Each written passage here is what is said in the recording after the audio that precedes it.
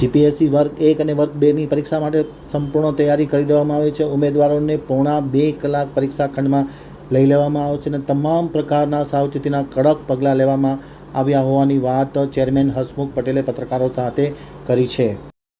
ગાંધીનગર જાહેર આયોગ સેવા સમિતિ દ્વારા જીપીએસસીના ચેરમેન હસમુખ પટેલે પત્રકારો સાથેની વાતચીતમાં માહિતી આપતા જણાવ્યું હતું કે 21 જિલ્લામાં 405 કેન્દ્રોમાં પરીક્ષા લેવાશે। વીસી કરી તમામ માહિતી લઈ જે સૂચનાઓ આપવાની હતી તે આપી દીધી છે। કેટલાક ફેરફારો પણ કર્યા છે જે વેબસાઇટ પર મૂકવામાં આવ્યા છે।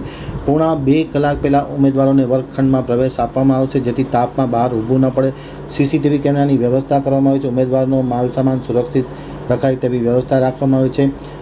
બૂટ ચપ્પલ પણ વર્ગખંડની બહાર કાઢવાના રહેશે। પરીક્ષા કેન્દ્રની આજુબાજુમાં ઘોંઘાટ ન થાય તે માટે માઇકની મંજૂરી નહીં આપવાનું કલેક્ટરને જણાવવામાં આવ્યું છે। એક જગ્યાએ સમૂહ લગ્ન હતા તેમના આયોજકો સાથે વાત કરી સમયમાં પણ ફેરફાર કરી દેવામાં આવ્યો છે। હવે જે સૂચના આપવાની હશે તે પરીક્ષા પહેલાં આપવાની રહેશે। 12 વાગ્યે જ બધા પ્રશ્નપત્ર આપવામાં આવશે। OMR પણ તેવી રીતે પરત લેવાશે।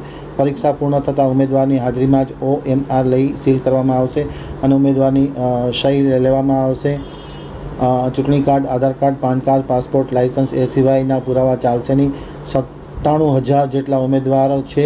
બાયોમેટ્રિક લેવાના કેટલીકવાર મશીન ખોટવાઈ જવાના છે તેથી OMR ફિંગરપ્રિન્ટ લઈ લેવામાં આવી છે।